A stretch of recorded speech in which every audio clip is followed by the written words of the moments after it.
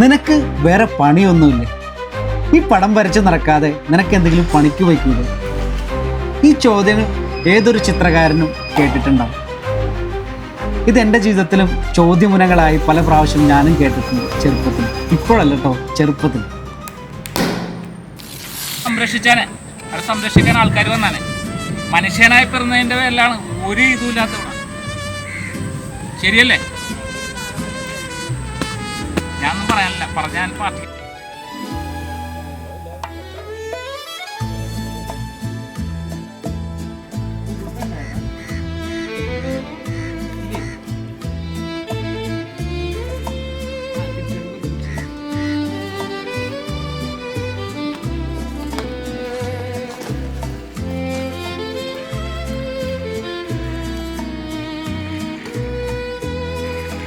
Hello guys, അപ്പോൾ എല്ലാവർക്കും sketch and ട്രാവലിലേക്ക് സ്വാഗതം. അപ്പോൾ ഇപ്പോൾ നമ്മൾ നിൽക്കുന്നത് താന്തോന്നിത്തുരുത്തിലാണ്. എറണാകുളത്തിൻ്റെ തൊട്ടടുത്ത് കിടക്കുന്ന മുട്ടിക്കിടക്കുന്ന ദ്വീപ്. അവിടുത്തെ വിശേഷങ്ങളോട് നമുക്കൊന്ന് കിടക്കാം.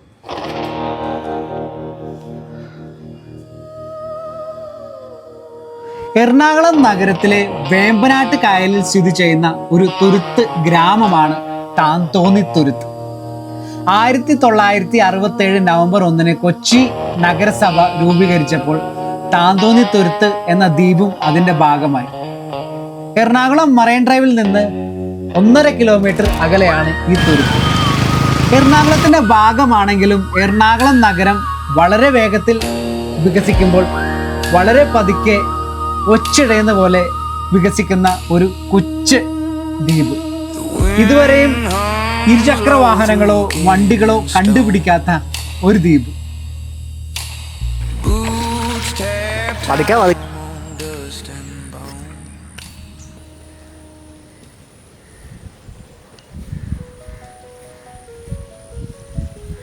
ഞാനിപ്പോൾ നടന്നുകൊണ്ടിരിക്കുന്നത് താന്തോന്നിത്തുരുത്തിലെ റോഡുകളിലൂടെയാണ്. റോഡ് എന്ന് പറയുമ്പോൾ നിങ്ങൾ അത്ഭുതപ്പെടേണ്ട, ഇവിടെ ഇതിൻ്റെ അകത്ത് റോഡ് എന്ന് പറയുന്നൊരു കോൺസെപ്റ്റ് ഇല്ല. ഇതൊക്കെ വലിയ മരം മറിഞ്ഞു കിടക്കണത്. ഇങ്ങനെ ഒരു റോഡ് എന്ന് പറഞ്ഞൊരു കോൺസെപ്റ്റ് ഇല്ല. വെച്ചാൽ ഓരോ വീടുകളിലോട്ട് പോണതും ഇതേപോലത്തെ മൺവഴികളിലൂടെ. ഇത് വഴിയാണ് എന്നാണ് അവർ പറയുന്നത്. അതുപോലെ തന്നെ ഈ വഴികളിലൂടെയൊക്കെ പോകുമ്പോൾ പാമ്പിൻ്റെ ശല്യം നല്ല രീതിയിലുണ്ട്. ഇത്രയും തൊട്ടടുത്ത് കിടക്കുന്ന മുട്ടിക്കിടക്കുന്ന എറണാകുളത്തിന് ഇത്രയും വികസനം വന്നെങ്കിൽ എന്തുകൊണ്ട് മുട്ടിക്കിടക്കുന്ന ഇതുപോലത്തെ ഈ താന്തോന്നിത്തുരുത്തിന് വികസനം കൊണ്ടുവരാൻ അധികാരികൾക്ക് പറ്റണില്ല?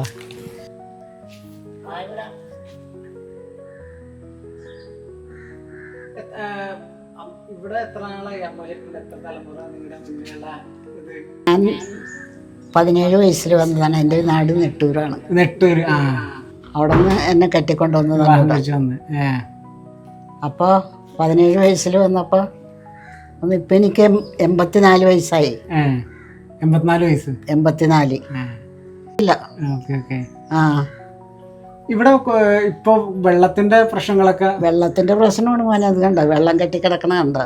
അല്ല, കുടിവെള്ളം ഇതൊന്നും കുഴപ്പമില്ല. കുടിവെള്ളത്തിന് കുറച്ച് ദിവസം ഉണ്ടായിരുന്നു. ഈ കഴിഞ്ഞ മാസത്തിലുണ്ടായിരുന്നു വെള്ളം ഇല്ലാതെ. അതിപ്പോ മാറി. ആ, വെള്ളത്തിന്റെ അങ്ങനെ ഒരു ബുദ്ധിമുട്ടുണ്ടായിരുന്നു. അപ്പൊ അവിടെ നിന്നാണല്ലോ നമുക്ക് വെള്ളം വന്നത്, പച്ചാളത്തുനിന്നും. അപ്പൊ ആ പുഴയില് എന്തോ പ്രയാസമാണെന്നും പറഞ്ഞോണ്ടാണ് പുഴയിൽ ഈ പൈപ്പ് ഇട്ടേക്കണത് പൊട്ടിയിട്ടുണ്ട്. ഈ വീട്ടില് എത്ര താമസിക്കുന്നുണ്ട്? അപ്പൊ അമ്മയും മോനും ഇതിന്റെ ജിത്തു. ജിത്തു എന്ത് ചെയ്യുന്നു? എന്താ പഠിച്ചത്? Retail management. ഓക്കെ, പഠനം കഴിഞ്ഞ് റെസ്റ്റ് ചെയ്യാണ്. അപ്പൊ ഇവിടെ നിന്നൊക്കെ നിങ്ങൾക്ക് പുറത്തോട്ട് പോകണമെന്നുണ്ടെങ്കിൽ, രാത്രിയൊക്കെ പോകണമെന്നുണ്ടെങ്കിൽ വഞ്ചി, സ്വന്തം വഞ്ചി ഉള്ളതുകൊണ്ട് ഒരു സിനിമക്കൊക്കെ പോകണമെന്നുണ്ടെങ്കിൽ 5 തന്നെ വേണം. അങ്ങനെയൊക്കെ ഇവിടെ സുഹൃത്തുക്കളൊക്കെ ആയിട്ട് രാത്രി അങ്ങനെ പോവാറൊക്കെ ഉണ്ട്. രാത്രി ഇയാള് സന്ധ്യയാകുമ്പോ എനിക്ക് അഴക്കണ എനിക്ക് ഇഷ്ടമല്ല. അങ്ങനെ ഒരു ബുദ്ധിമുട്ടുണ്ട് എനിക്ക്. നമ്മുടെ വീട്ടിൽ തന്നെ പോയി നിന്നാലും എനിക്കത് ഇഷ്ടപ്പെടൂല.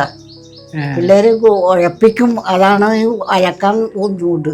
ഇവിടെ എന്താ പറയാ, ആ ക്ഷേത്രം എന്തിന്റെ ഏത്? ഞാൻ വരുമ്പോ ഒരു കുടിലായിരുന്നു. ഒരു ഓല കൊണ്ട് കെട്ടിയ ഒരു ക്ഷേത്രമായിരുന്നു. അതിപ്പോഴും അതിനകത്ത് ഇരിക്കുന്ന ഏത് പ്രതിഷ്ഠയാണ്? ദേവിയാണ്. ദേവിയാണ്. ദേവിയാണ്. ആ ദേവിയുടെ കടാക്ഷം കൊണ്ടിട്ടാണ് ഇവിടെ ഞങ്ങൾ നിൽക്കുന്നത്.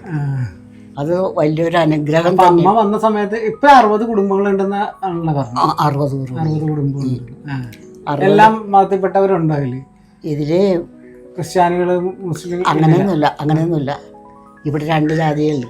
ഒന്ന് പിന്നെ ഈ ബാലന്മാരും, ഒന്ന് ഈഴവരല്ല. എടാ നമ്മുടെ ജാതി പറഞ്ഞേടാ മോനെ.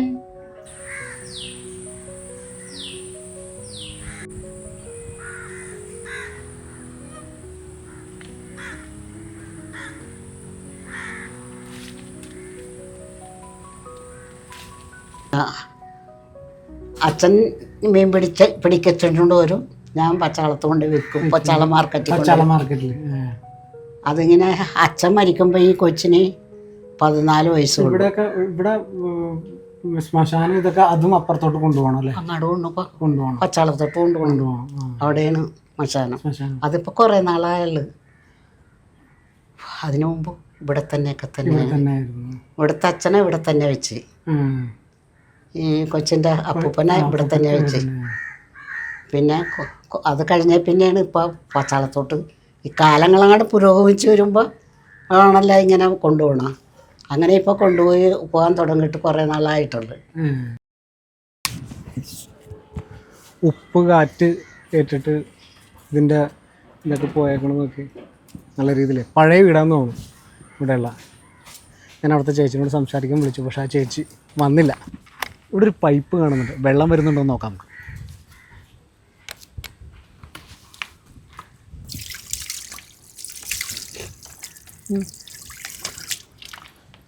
പൈപ്പിൽ വെള്ളം വരുന്നുണ്ട്. എന്തായാലും നമുക്ക് ഈ വീടിൻ്റെ ഫ്രണ്ടിലോട്ട് പോകാം.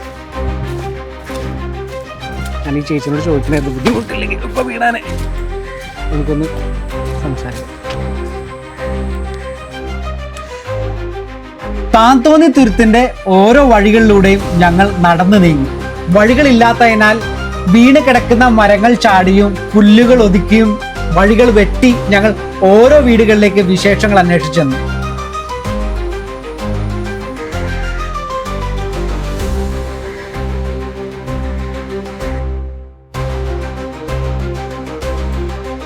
വെള്ളത്താൽ ചുറ്റപ്പെട്ട ഈ ഗ്രാമത്തിന് വെള്ളം കൊണ്ട് എന്ത് ബുദ്ധിമുട്ടാണുള്ളത്? ഞാൻ ചോദിച്ചു ആ അമ്മയോട്.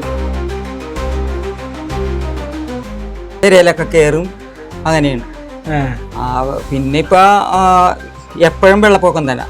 എപ്പോഴും വെള്ളപ്പൊക്കം എന്ന് പറഞ്ഞാൽ ഈ ഇതൊക്കെ അടിച്ച് നികത്തി അവർ കെട്ടിടങ്ങൾ ഇങ്ങനെയൊക്കെ പണിത് കഴിഞ്ഞപ്പോൾ ഈ സ്ഥലം ഇടിഞ്ഞ്, ഈ സ്ഥലം ഈ തുരുത്തൊരു ചെറുതാണല്ലോ, ആ തുരുത്തങ്ങാട് ഇടിഞ്ഞിട്ട് ഇപ്പൊ എപ്പോ വെള്ളം പൊങ്ങിയാലും കയറലാണ് ഞങ്ങളുടെ മുറ്റത്തും പെരക്കാത്തും ഒക്കെ.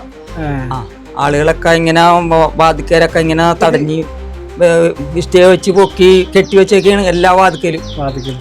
ഞങ്ങളുടെ ഇവിടെ മാത്രം അങ്ങനെ കെട്ടിയിട്ടില്ല, ബാക്കിയൊക്കെ പെരയിലോട്ട് കയറും വെള്ളം. അങ്ങനെയാണ്. അതിന് ഈ വിത്ത് ഇങ്ങനെ കോർപ്പറേഷനിലോ ഔട്ടർ വണ്ടി ഞങ്ങൾക്ക് പാസ്സായിട്ട് 2012 പാസ്സായിട്ട് ഇതുവരെയും വന്നിട്ടില്ല. ഞങ്ങള് ഒരാഴ്ച 5 ദിവസം ഏതാണ്ട് ഞങ്ങൾ പോയത് ഈ ജിഡയിൽ സമരം ചെയ്ത്. ജിഡ ഓഫീസാണ് ഇതാ കാണുന്നത്. അവിടെ പോയി സമരം ചെയ്തിട്ട് മന്ത്രി ഇങ്ങോട്ട് വന്നില്ല. മന്ത്രി എങ്ങാണ്ടും വേറെ സ്ഥലത്ത് വന്ന് പിന്നെ എറണാകുളം മാർക്കറ്റ് ഉദ്ഘാടനം വരുന്നു. അപ്പൊ അതുകൊണ്ട് അവർക്ക് വരാൻ പറ്റില്ലെന്ന് പറഞ്ഞ് ഇവിടുത്തെ ഞങ്ങളുടെ മേലധികാരികൾ ചെന്ന് അവിടെ പറഞ്ഞപ്പോ അവർ പറഞ്ഞു നിങ്ങൾ സമരം പിൻവലിച്ചു. അവിടുത്തെ ആൾക്കാരൊന്നും ഞങ്ങൾ കയറ്റിയില്ല, ജോലിക്കാരൊന്നും കയറ്റിയില്ല. ഈ 4 ദിവസം അവരെ കയറ്റിയില്ല, പണിക്കാർ വന്നില്ല. അപ്പം അവർ പറഞ്ഞ് പിന്നെ ഞങ്ങൾ തീരുമാനം ഉണ്ടാക്കാം, നിങ്ങൾ ഉടനെ തന്നെ ഇതിന് തീരുമാനം ഉണ്ടാകും, അതുകൊണ്ട് നിങ്ങൾ പിരിഞ്ഞു പോകണം എന്ന് പറഞ്ഞു വെച്ച്. അപ്പോൾ പോയ ആൾക്കാർ 3-4 പേര് പോയിട്ട് അവർ പോയിട്ടും വന്നിട്ടും പറഞ്ഞ് ഇങ്ങനെയാണ് പറഞ്ഞേക്കണ മന്ത്രി, നമുക്ക് ഉടനെ തന്നെ തീരുമാനം ഉണ്ടാക്കാമെന്ന് പറഞ്ഞ്. അപ്പം നമുക്ക് പിരിഞ്ഞു പോകാം. അപ്പം ഞങ്ങളൊക്കെ സമ്മതിച്ചില്ല, പോകാൻ പറ്റൂല, അതിന് തീരുമാനം ഇവിടെ വന്ന് ഞങ്ങളോട് പറയണമെന്ന് പറഞ്ഞിട്ട് അവർ സമ്മതിച്ചില്ല. അവർക്ക് ഇവിടെ വരാൻ നേരമില്ല എന്നും പറഞ്ഞു ഇങ്ങനെ വന്നില്ല. ഇതുവരെ തീരുമാനമായിട്ട് ഒന്നും ആയിട്ടില്ല. ഇലക്ഷന് കൗൺസിലറും ഇതൊക്കെ പരാതികൾ അവരുടെ ഭാഗത്തുനിന്നൊന്നും ഒരാൾക്കാർക്ക് ഒന്നും പന്നില്ല. കൗൺസിലറൊക്കെ വെറുതെ കച്ചറകളാണ് അവർ. കൗൺസിലറൊക്കെ വരും, ഞങ്ങൾ ജയിക്കുമ്പോൾ അങ്ങനെ ചെയ്യാ ഇങ്ങനെ ചെയ്യാന്നൊക്കെ പറയും. പക്ഷെ ജയിച്ചു കഴിഞ്ഞ് അങ്ങോട്ട് പോയി കഴിഞ്ഞാൽ തിരിഞ്ഞും കൂടി നോക്കൂല.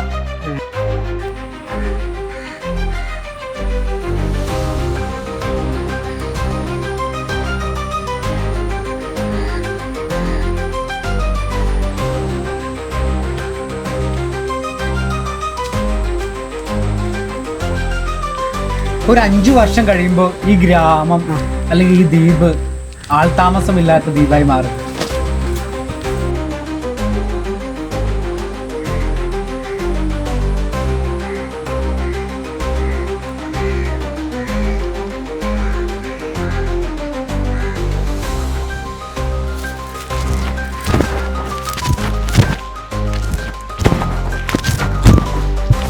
ഏതോ കസ്റ്റംസിൻ്റെ പഴയ ബോട്ടായിട്ടാണ് തോന്നണത്. പഴയ ഏതോ ഇടിഞ്ഞിറങ്ങും. എന്തായാലും ഇതും കസ്റ്റംസിൻ്റെ ഏരിയ ഡാഗമൊക്കെ കയറാൻ പറ്റില്ല, കാരണം ഞങ്ങൾ മൂന്നിയ. പക്ഷെ ആളുകൾ കയറുന്നുണ്ട് കേട്ടോ. അടിഞ്ഞിടക്കണ ഏതോ ബോട്ടാന്ന് തോന്നുന്നു. പഴയ കസ്റ്റംസിൻ്റെ ബോട്ടായിട്ട് എനിക്ക് തോന്നുന്നു.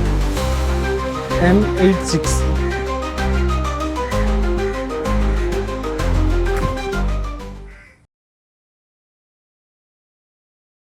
നമ്മളിപ്പോൾ ഇവിടെ വന്നപ്പോൾ ആദ്യം പരിചയപ്പെട്ട അജേഷ് എന്ന് പറയുന്ന ഒരു ചേട്ടൻ നമുക്ക് പരിചയപ്പെടാം. അപ്പോൾ ഇവിടുത്തെ വിശേഷങ്ങൾ നമുക്ക് ചോദിക്കാം ചേട്ടനോട്.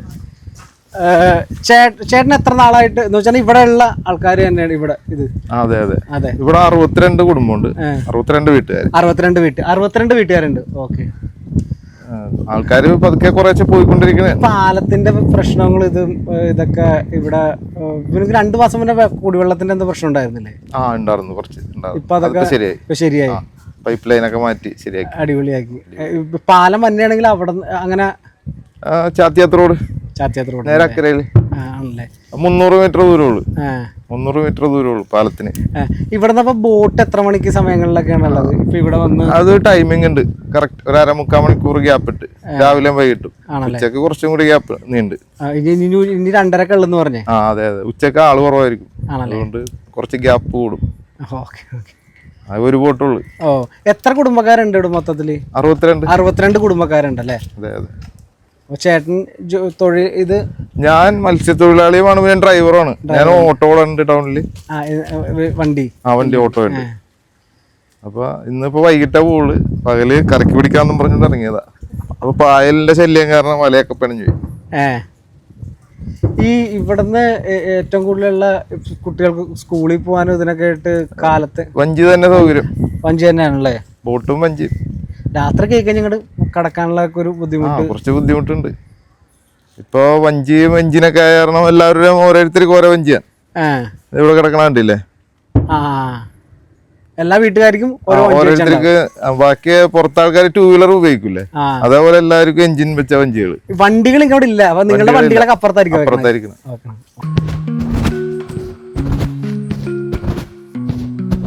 രാത്രിയൊക്കെ ഇതിലൂടെ നടക്കുക എന്ന് പറഞ്ഞു കഴിഞ്ഞാൽ ടാസ്ക്കാണ്. ഓക്കെ, ഒറ്റപ്പെട്ട വഴികളാണ് ദ്വീപിന്റെ. ഓക്കെ,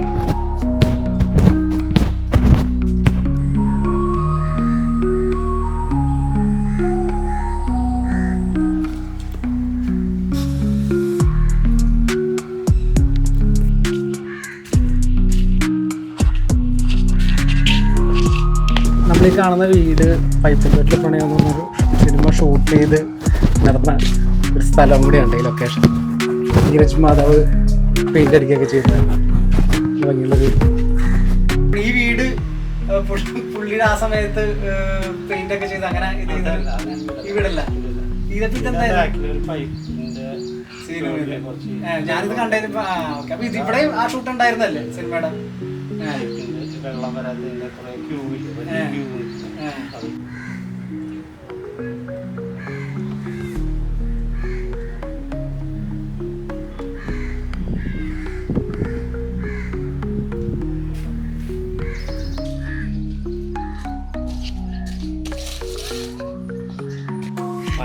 നമ്മൾ സംസാരിച്ചാലല്ലേ നമ്മുടെ സ്വരങ്ങള് ആൾക്കാരിലോട്ട് എത്തുള്ളൂ.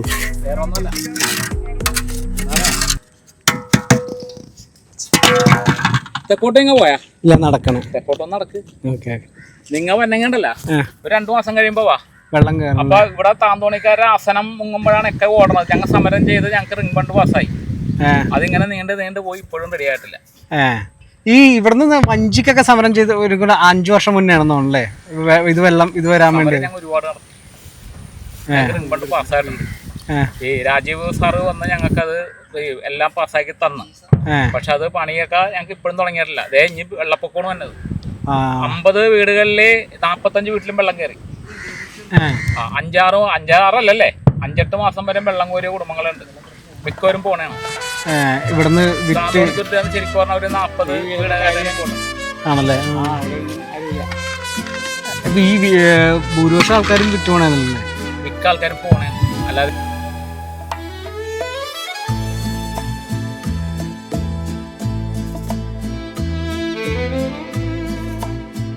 അന്ന് ഞങ്ങളിവിടെ താമസിച്ചപ്പോൾ ഞങ്ങളുടെ ഈ മുതലാളി ശങ്കരൻ പാലാട്ടാണ് മുതലാളി. അങ്ങേര് പറഞ്ഞ കുഞ്ഞപ്പന് ആവശ്യമുള്ള സ്ഥലത്ത് കൊണ്ട് പെര വെച്ചോ എന്നാണ് പറഞ്ഞത്. അന്ന് ഞങ്ങളുടെ ആദ്യക്കാര് എവിടെ പാടം കിടക്കണം എന്ന് പറഞ്ഞാൽ പാടത്തിൻ്റെ അരിയിലാണ് അവർക്ക് സാധനം കൊടുക്കണം. എന്തിനാണ്? അവരുടെ പാടം നോക്കാൻ വേണ്ടി. അങ്ങനെ ശങ്കരൻ പാലാട്ട് ഞാൻ പോയിട്ടുണ്ട്. ഇവിടെ അമ്മ വന്ന സമയത്തൊക്കെ നെൽപ്പാടങ്ങൾ ഉണ്ടായിരുന്നു. അയ്യോ, എന്ത് കൃഷിയാണ് ഇവിടെ നടന്നിരുന്നതെന്ന് അറിയാമോ? ഞങ്ങക്ക് മതിയായി പോയിട്ടുണ്ട്. നെൽപ്പാടങ്ങൾ ഉണ്ടായിരുന്നല്ലേ ഇവിടെ? അത്ര നെല്ല് വിളയണ സ്ഥലം വരുന്നത്. അപ്പൊ ഈ നെല്ല് കയറ്റി വെക്കണ ഇതാണ് ഈ കിടക്കണത്, ഈ കിടക്കണ. അപ്പൊ ഈ നെല്ലിന്റെ ഈ എന്താ പറയാ മുതലാളിമാര് ഇതില് അങ്ങനത്തെ ആൾക്കാരുടെ വീടുകളുണ്ട്? അന്ന് വീടുകളൊന്നുമില്ല, മുതലാളിമാരുടെ വീടൊന്നുമില്ല. ഈ ശങ്കരൻ പാലാട്ടാണ്.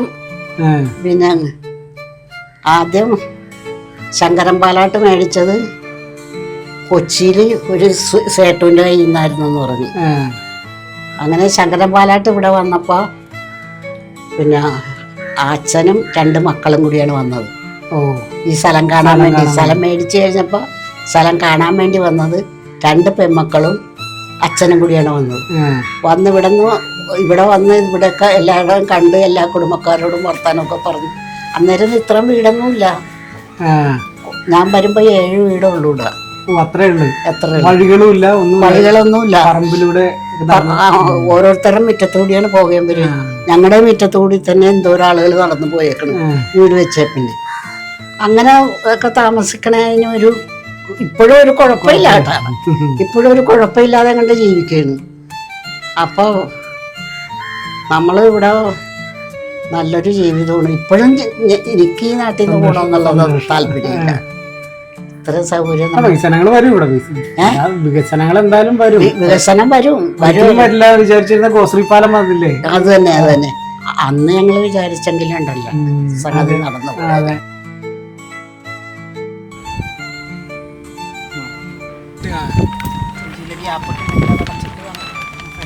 ചേട്ടൻ്റെ വീട് അപ്പോൾ ഇവിടെയാണ് മറ്റേ ഷൂട്ട് നടന്ന സ്ഥലമൊക്കെ ഈ സൈഡ് ലൊക്കേഷനൊക്കെ തന്നെയായിരുന്നു. ചേട്ടൻ്റെ വീട്. അപ്പോൾ ഇതിൽ ആ സിനിമയിൽ പെണ്ണിൻ്റെ വീടായിട്ട് കാണിക്കുന്നത് ഈ ചേട്ടൻ്റെ വീടാണ്, സുഹിത്തിൻ്റെ വീടാണ്. ഇതിലെ വന്ന വഴിക്ക് ഒരു ഒളിഞ്ഞു കിടക്കുന്ന ഒരു വീട് കണ്ടു കേട്ടോ. ഇവിടുത്തെ പല വീടുകളും ഇവിടുത്തെ ആൾക്കാർ ഉപേക്ഷിച്ച് പോയി.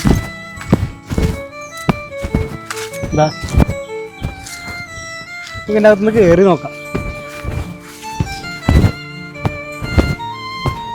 നല്ല ചെറിയ കുഞ്ഞു വീടുകൾ. പേടിച്ചു പോയിട്ടോ. പക്ഷെ ആരുണ്ട് കേട്ടോ ഇവിടെ ഇപ്പോഴും. അവരുടെ സാധനങ്ങളൊക്കെ വെക്കാൻ വേണ്ടി ഇത് ചെയ്യുന്നുണ്ട്. ഒരു അലമാരി ഇതൊക്കെ ഉണ്ട് ഇവിടെ. വീട് പോയി മൊത്തം പൊളിഞ്ഞ് എപ്പോൾ വേണമെങ്കിലും വീഴാന്നുള്ള രീതിയിലാണ് നിൽക്കുന്നത്. കണ്ട ആദ്യം കയറുന്നില്ല, എങ്ങാനും വീണ് കഴിഞ്ഞാൽ ആണ് കേട്ടു. ഇവിടുത്തെ ആൾക്കാർ ഓരോ വീടുകളായിട്ട് ഒഴിഞ്ഞൊഴിഞ്ഞ് പോയിക്കൊണ്ടിരിക്കുക.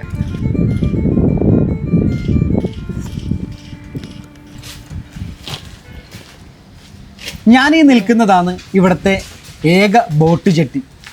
ഈ ദ്വീപിലേക്ക് വരാനും പോകാനുമുള്ള ഏക ബോട്ട് സർവീസുള്ള ബോട്ട് ജെട്ടി.